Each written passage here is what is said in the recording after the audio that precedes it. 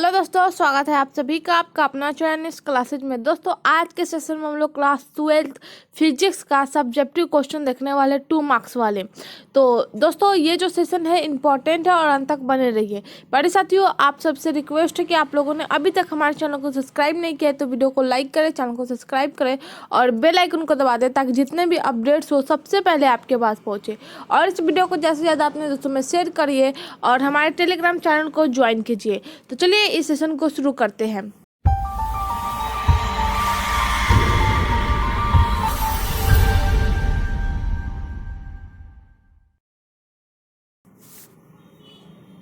तो देखिए हमारा फर्स्ट क्वेश्चन कि चालक को धारिता से आप क्या समझते हैं, चालक की धारिता से आप क्या समझते हैं वो पूछा गया है। तो आइए देखते हैं इसका आंसर। जब किसी चालक को धन आवेश दिया जाता है तब उसका विभव बढ़ जाता है। जब कोई चालक को जब धन आवेश दिया जाता है तो उसका विभव जो है वो क्या बढ़ जाता है। तो यह पाया गया है कि चालक में विभव की वृद्धि चालक को दिए गए आवेश के समानुपाती होती है। चालक में दिए गए आवेश के समानुपाती पूछा गया है। यदि किसी चालक को Q आवेश देने से उसमें विभव में वृद्धि हो तो हम लोग के पास जो आ जाएगा Q समानुपाती भी, या फिर लिख सकते हैं Q बराबर C भी। इसको समानुपाती हटा करके हम लोग यहाँ पे C लिख सकते हैं। तो किसी जब चालक को आवेश दिया जाता है तो हम लोग के पास Q समानुपाती भी आ जाता है। तो ये देखिए बढ़ते आगे, जहाँ पे C क्या है, चालक का एक नियतांक है जो चालक के आकार, क्षेत्रफल, उनके चारों ओर के माध्यम और उनके निकट रखी अन्य वस्तुओं के प्रभाव पर निर्भर करता है। इस नियतांक को चालक की धारिता या फिर विद्युत धारिता कहा जाता है। तो यहाँ पे देखिए चालक की धारिता का फॉर्मूला क्या है, C बराबर Q बाय V, या V क्या है, V1 है और C इक्वली Q।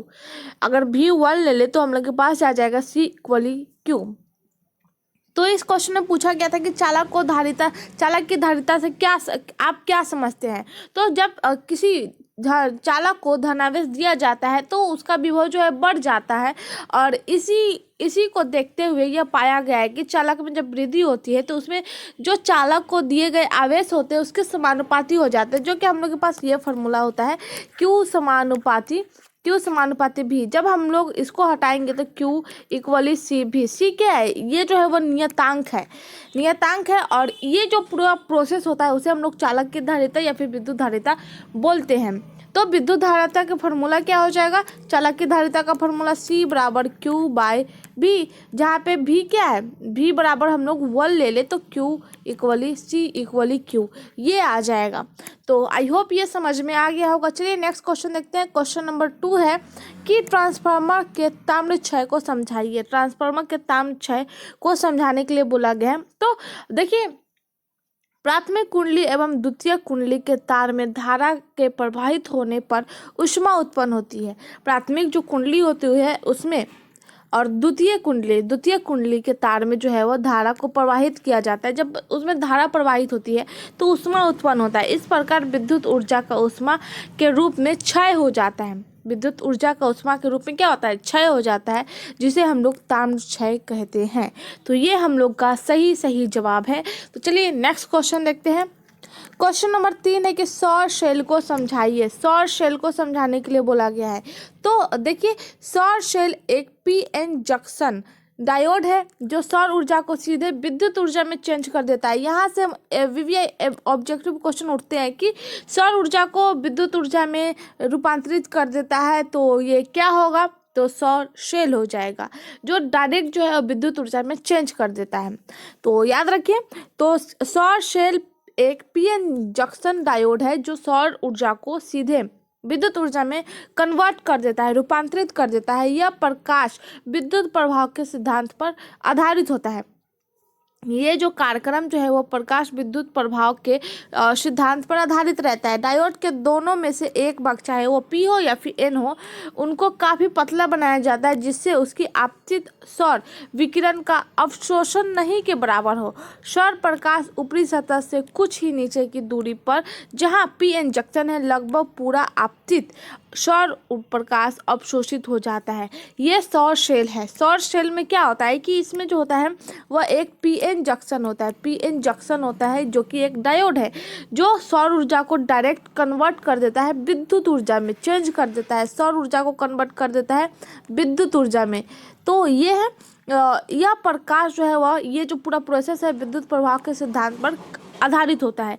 ये जो चेंज करने की जो प्रोसेस होती है वो किस पे आधारित होता है? विद्युत प्रवाह के सिद्धांत पर। डायोड में पी एन में से कोई एक भाग, चाहे वो पी हो या फिर एन हो, दोनों में से कोई एक भाग को काफ़ी पतला बनाया जाता है जिससे कि आपतित जो सौर विकिरण है उसका अवशोषण नहीं के बराबर हो। जो आपतित सौर विकिरण होता है उसका अवशोषण नहीं के बराबर हो, मतलब उसमें न ही हो, मान ले न ही हो के बराबर हो, ये बोला गया है। सौर प्रकाश ऊपरी सतह से कुछ ही नीचे की दूरी पर, सौर प्रकाश जो होती है वह ऊपरी सतह के कुछ ही नीचे की दूरी पर जहाँ पीएन जंक्शन है वहाँ पे रहती है। लगभग पूरा आपतित सौर प्रकाश अवशोषित हो जाता है। तो ये था सौर शेल। तो चलिए आगे बढ़ते हैं। क्वेश्चन नंबर 4 देखिए कि विद्युत अनुनाद को समझाइए। ये सब क्वेश्चन इंपॉर्टेंट है, तो विद्युत अनुनाद को समझाने के लिए बोला गया है। तो चलिए देखते हैं। किसी निश्चित आवृत्ति पर धारा आयाम के महत्तम होने की घटना को अनुनाद कहा जाता है। इस लाइन को समझिए, किसी निश्चित आवृत्ति पर धारा आयाम के महत्तम होने की जो घटना होती है उसे अनुनाद कहा जाता है। कोणीय आवृत्ति जिसका मान ओमेगा नॉट पर अनुनाद शिखर प्राप्त होता है उसे परिपथ की अनुनादिक कोणीय आवृत्ति कहा जाता है। विद्युत अनुनाद बोला गया था कि समझाइए, तो विद्युत अनुनाद क्या है? किसी निश्चित आवृत्ति पर धारा आयाम के महत्तम होने की घटना अनुनाद कहलाता है। कोणीय आवृत्ति में जिसका मान क्या होता है? ओमेगा नॉट होता है, अनुनाद शिखर प्राप्त होता है। ये जो प्रोसेस प्राप्त होने की जो प्रोसेस होती है, जो जब प्राप्त हो जाता है तो उस समय उसे परिपथ की अनुनादिक कोणीय आवृत्ति कहा जाता है। तो चलिए नेक्स्ट क्वेश्चन देखते हैं। क्वेश्चन नंबर 5 देखिए कि आवेश के आयतन घनत्व की परिभाषा दे, इनके एसआई मात्रक को लिखे। आवेश के आयतन घनत्व की परिभाषा पूछा गया है और इसके एसआई मात्रक, यह प्रति एकांक आयतन में आवेश का परिणाम है। इसे हम लोग रॉ से संकेत, रॉ से जो है वो प्रदर्शित करते हैं।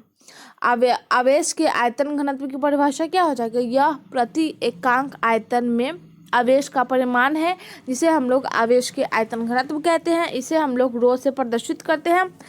रो बराबर हो जाएगा, एक मिनट, रो बराबर हो जाएगा हम लोग का delta Q delta by delta भी, इसका ऐसा ही मात्रा क्या हो जाएगा? कूलम प्रति मीटर क्यू, ये हो जाएगा। तो ये था हम लोग का क्वेश्चन नंबर 5। इसमें पूछा गया था कि आवेश के आयतन घनत्व की परिभाषा दे और इसके एसआई मात्रा को लिखे। तो चलिए नेक्स्ट क्वेश्चन देखते हैं। क्वेश्चन नंबर 6 है कि नेत्र की समंजन क्षमता से आप क्या समझते हैं? नेत्र की समंजन क्षमता के बारे में पूछा गया है। तो देखिए, सिलियरी मांसपेशियों की संकुचन क्रिया से निलंबक स्नायुओं द्वारा आँख के लेंस पर दाब पड़ता है। जो सिलियरी जो मांसपेशियाँ होती है संकुचन की क्रिया से, वो जो है वो क्या होती है? आँख की जो लेंस होती है उस पर दाब पड़ता है। इस दाब से लेंस की वक्रता घट जाती है, लेंस की वक्रता क्या हो जाती है? घट जाती है और त्रिज्या जो है वो बढ़ जाती है।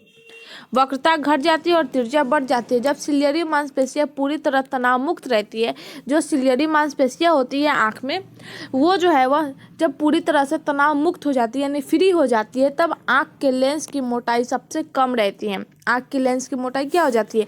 कम हो जाती है। तब नेत्र लेंस की फोकस रेटिना पर पड़ता है।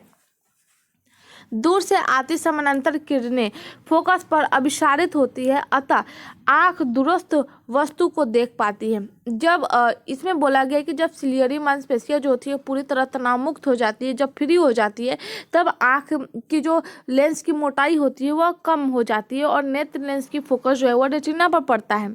और दूर से आती हुई जो समानांतर किरणें होती है जो फोकस पर अभिसारित होती है, वो जो है वह क्लियर दिखने लगता है।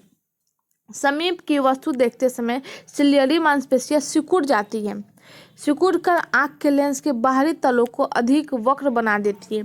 जब नज़दीक की वस्तु को देखते हैं तो उसमें जो है वह क्या होता है कि सिलियरी मांसपेशियाँ होती है जो सिकुड़ जाती हैं और आँख के लेंस की बाहरी जो तल होती है तलों को अत्यधिक वक्र बना देती है, जिससे लेंस की फोकस दूरी कम हो जाती है और तब बीम का प्रतिबिंब रेटिना पर बनता है। तब बीम का प्रतिबिंब कहाँ बनता है? रेटिना पर बनता है।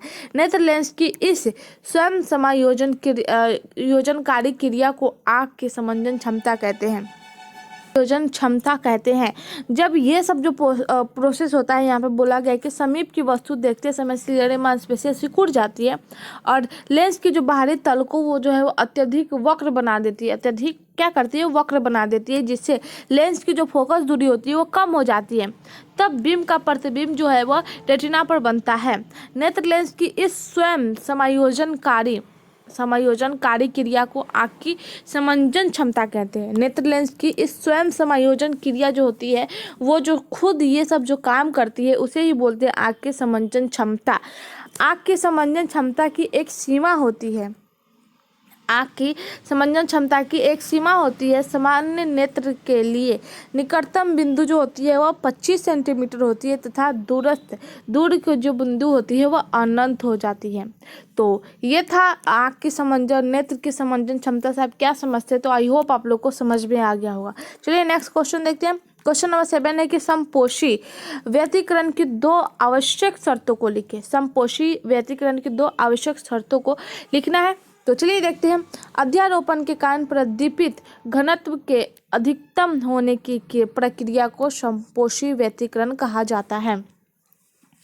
अध्यारोपण के कारण जो प्रदीपित घनत्व होती है अधिकतम होने की प्रक्रिया यानी ज़्यादा होने की जो प्रक्रिया होती है उसे समपोषी व्यतिकरण कहा जाता है।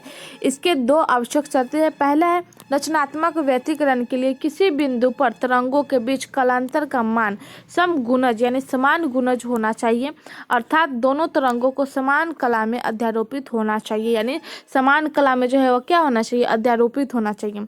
दूसरा नियम देख लीजिए। रचनात्मक व्यतिकरण के लिए परिणामी तीव्रता आई का मान महत्तम होना चाहिए। इसमें दूसरा नियम में बोला गया है कि आई का मान जो है वो क्या होना चाहिए? महत्तम यानी ज़्यादा होना चाहिए। तो ये 2 शर्तें हैं समपोषी व्यतिकरण की। तो समपोषी व्यतिकरण किसे कहते हैं? तो अध्यारोपण के कारण प्रदीपित घनत्व के अधिकतम होने की जो प्रक्रिया होती है उसे हम लोग समपोषी व्यतिकरण कहते हैं। इनके 2 नियम आप लोग ने जान लिया। तो चलिए नेक्स्ट क्वेश्चन देखते हैं। के विभव की परिभाषा दें। चुंबकीय विभव की परिभाषा पूछा गया है। तो चलिए इसका आंसर देखते हैं। परिपथ में विद्युत धारा प्रवाहित हो रहे चालक के पास चुंबकीय सुई को लाया जाता है। परिपथ में जो विद्युत धारा प्रवाहित होती है तो वहाँ पे चालक के पास चुंबकीय सुई को लाया जाता है तो चुंबकीय सुई विक्षेपित हो जाती है। चुंबकीय सुई क्या जब लाया जाता है तो चुंबकीय सुई विक्षेपित हो जाती है। ये चालक प्रवाहित हो रहे हैं, ये चालक जो है वो क्या है? प्रवाहित हो रहे विद्युत धारा द्वारा चुंबकीय क्षेत्र उत्पन्न करने के कारण होता है। इन्हें विद्युत धारा और चुंबकीय विभव कहा जाता है। चुंबकीय विभव की परिभाषा पूछा गया है। तो जब परिपथ में विद्युत धारा प्रवाहित होती है तो वहाँ पे चुंबकीय सुई को लाया जाता है तो इससे जो है वो चुंबकीय सुई विक्षेपित हो जाती है और जब चुंबकीय क्षेत्र विक्षेपित हो जाते चुंबकीय सुई विक्षेपित हो जाती है तो चालक प्रवाहित होने लगते हैं और विद्युत धारा द्वारा चुंबकीय क्षेत्र उत्पन्न करने के कारण ये जो है वह क्या कहलाता है? चुंबकीय विभव कहलाता है या फिर विद्युत धारा कहलाता है। तो चलिए नेक्स्ट क्वेश्चन आए नहीं कि प्रकाश के पूर्ण आंतरिक परावर्तन के लिए आवश्यक शर्तों को लिखें। प्रकाश के पूर्ण आंतरिक परावर्तन के लिए आवश्यक शर्तों को लिखने के लिए बोला गया है। तो चलिए देखते हैं शर्तें। पहला है प्रकाश को सघन माध्यम से विरल माध्यम की ओर चलना चाहिए। प्रकाश के पूर्ण आंतरिक परावर्तन के लिए जो शर्त होगी, पहला क्या हो जाएगा कि प्रकाश को सघन माध्यम से विरल माध्यम की ओर चलना चाहिए। दूसरा, आपतन कोण का मान क्रांतिक कोण से अत्यधिक होना चाहिए। ये 2 शर्तें जो है वह क्या है? प्रकाश के पूर्ण आंतरिक परावर्तन के लिए है। तो चलिए बढ़ते आगे। क्वेश्चन नंबर 10 है कि द्वितीयक इंद्रधनुष को समझाइए। द्वितीयक इंद्रधनुष को बोला गया है। तो द्वितीयक इंद्रधनुष हमें सूर्य की उन किरणों से दिखाई देता है जिसका वर्षा की बूंदों में 2 बार अपवर्तन तथा 2 बार आंतरिक परावर्तन के बाद न्यूनतम विचलन होता है, तब हम लोग को द्वितीयक इंद्रधनुष दिखाई देता है। द्वितीयक इंद्रधनुष हमें कब दिखाई देता है? जब सूर्य की उन किरणों से ये जो है वह सूर्य की उन किरणों से दिखाई देता है जिसका वर्षा की बूंदों में 2 बार अपवर्तन तथा 2 बार आंतरिक परावर्तन के बाद न्यूनतम विचलन होता है। द्वितीयक इंद्रधनुष बनाने वाली किरणों की तीव्रता 2 बार आंतरिक परावर्तन के कारण कम हो जाती है, इसलिए यह इंद्रधनुष प्राथमिक इंद्रधनुष की तुलना में कम चमकीला होता है। प्राथमिक इंद्रधनुष जो होता है वह अत्यधिक चमकीला होता है द्वितीयक इंद्रधनुष के बराबर में। तो ये जो है वह सूर्य की उन किरणों से दिखाई देती है। जब वर्षा तो होती है, वर्षा की बूंदों में 2 बार जो है वह क्या होता है, अपवर्तन तथा 2 बार जो है वह आंतरिक परावर्तन का न्यूनतम, मतलब परावर्तन के बाद न्यूनतम विचलन होता है, बस हल्का सा विचलन होता है, मतलब हल्का सा वो फैल जाता है, तो उस समय जो है वह क्या है, द्वितीयक इंद्रधनुष दिखाई देता है। और ये जो है वह प्राथमिक इंद्रधनुष के मतलब बराबर में द्वितीयक इंद्रधनुष कम चमकीला होता है, तुलना में कम चमकीला होता है। तो चलिए नेक्स्ट क्वेश्चन देखते हैं। क्वेश्चन नंबर 11 है कि किसी स्थान पर आभासी नमन कोण से आप क्या समझते हैं। किसी स्थान पर आभासी नमन कोण से आप क्या समझते हैं। तो पृथ्वी की सतह पर स्थान पर नमन कोण बदलता रहता है। पृथ्वी की जो सतह है उस पर जगह जगह पे क्या है, नमन कोण चेंज होता रहता है।